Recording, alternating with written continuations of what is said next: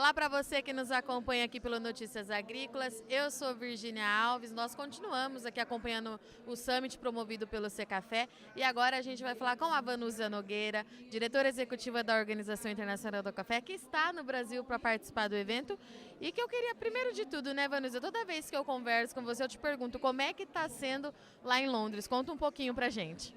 Bom, Londres chove demais, é muito escuro o tempo todo, eu estava morrendo de saudade dessa luz do nosso dia, mas agora já um pouco mais adaptada, são muitos os desafios, atender a todos os países com os quais nós trabalhamos não é fácil, muitas culturas diferentes, abordagens diferentes, conflitos de interesses em muitos momentos, mas agora já estou um pouco mais adaptada e a gente está conseguindo vencer já alguns desafios. Vanúzia, a última vez que nós conversamos, você falou da preocupação por conta das questões econômicas na Europa. Eu queria entender se você continua achando que isso é um fato que a gente precisa continuar de olho, se tem alguma atualização nesse sentido. Virgínia, eu considero que é importante a gente continuar de olho, porque a inflação na Europa continua bastante persistente, ela não está subindo muito, mas ela continua se mantendo aí na casa dos 2 dígitos, o que complica um pouco. No caso do café, isso já está sendo refletido na busca de cafés com mais baixo preço, então o pessoal voltando a usar mais café robusta nos blends para poder diminuir os preços e não ter que aumentar tanto os preços na gôndola, então a gente precisa ir acompanhando isso sim.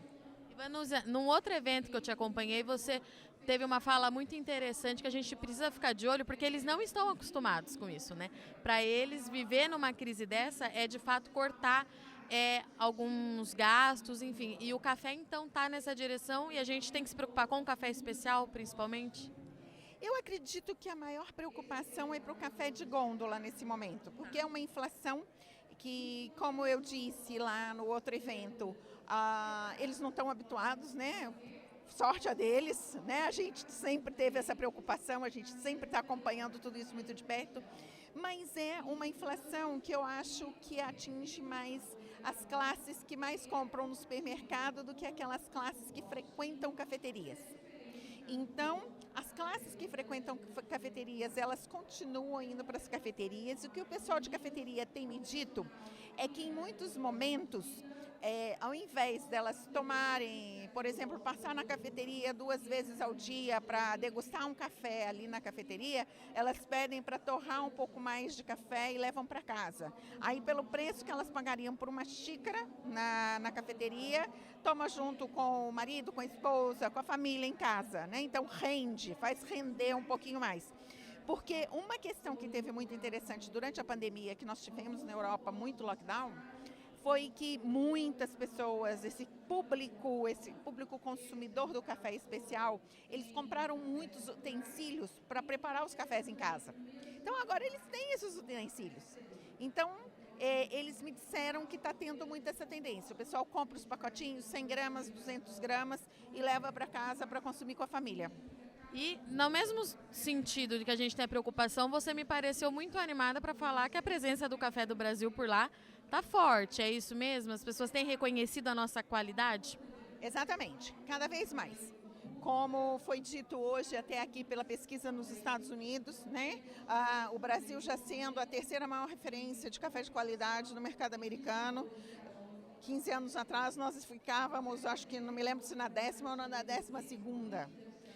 O produto país que eles relacionam com café, o pessoal indicando o Brasil, isso mostra que a gente está deixando de ser um produto invisível, né? Que o pessoal está procurando pela origem Brasil. Vanúzia, falando enquanto Brasil, onde que a gente precisa avançar para conquistar patamares ainda mais altos, na sua opinião? Imagem de sustentabilidade do país.